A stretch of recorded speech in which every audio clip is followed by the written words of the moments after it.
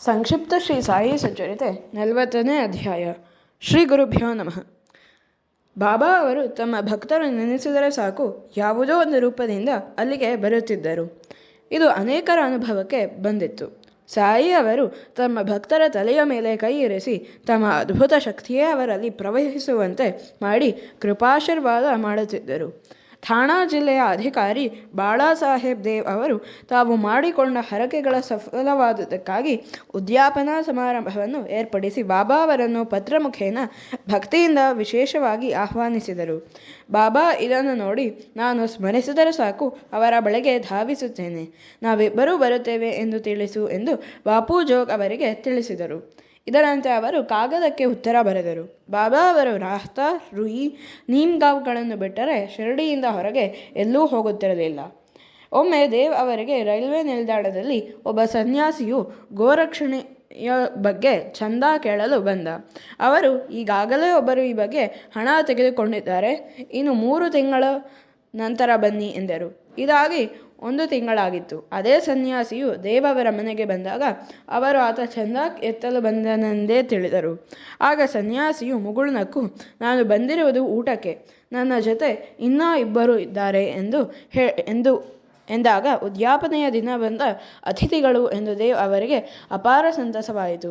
ಈ ಪ್ರಕಾರ ಸನ್ಯಾಸಿ ಹಾಗೂ ಇತರ 2 ಉದ್ಯಾಪನೆಯ ಊಟ ಮುಗಿಸಿ ಹೊರಟರು. ಉದ್ಯಾಪನೆಯ ಸಮಾರಂಭ ಮುಗಿಯಿತು. ಬಾಬಾ ಬರಲಿಲ್ಲವೆಂದು ದುಃಖದಿಂದ ದೇವ್ ಅವರು ಜೋಗರಿಗೆ ಪತ್ರ ಬರೆದರು. ಆ ಪತ್ರ ತಲುಪಿ ಅದನ್ನು ಒಡೆಯುವ ಮೊದಲೇ, ನಾನು 2ರೊಂದಿಗೆ ಊಟ ಮಾಡಿ ಬಂದೆ, ನನ್ನನ್ನು ಅವನು ಗುರುತಿಸಲಿಲ್ಲವೇ ಎಂದು ನಾನು ಮಾತಿಗೆ ತಪ್ಪಲಾರೆ ಎಂದರು.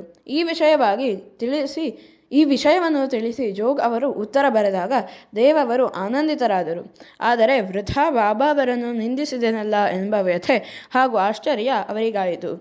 1917ರ ಕಾಮನ ಹುಣ್ಣಿಮೆಯ ಬೆಳಗಿನ ಜಾವ ಹೇಮಾಡ ಪಂತರಿಗೆ ಒಂದು ಕನಸಾಯಿತು.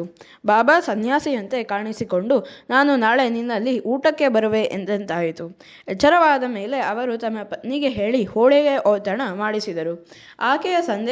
ಆಕೆಯು ಸಂದೇಹದಿಂದ ಶಿರಡಿಯ ಸಮೀಚೀನವಾದ ಭೋಜನವನ್ನು ಬಿಟ್ಟು, ಬಾಬಾ ನಮ್ಮ ಮನೆಗೆ ಬರುವರೇ ಎಂದರು.